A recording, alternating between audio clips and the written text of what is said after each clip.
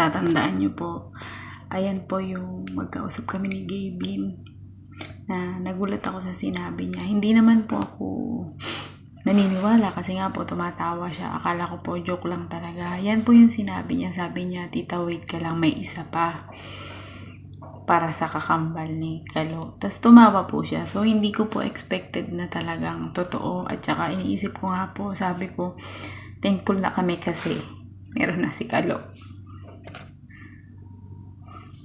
Ayan po yun. Kung naaalala nyo na umiiyak din ako dyan nung time na binigay niya po yung car kay Kalo. Tapos magkausap kami.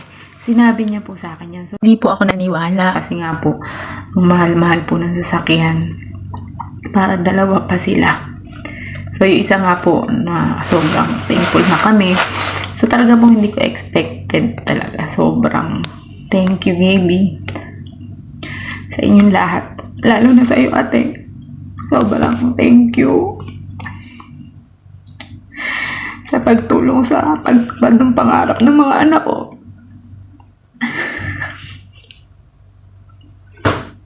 Salamat.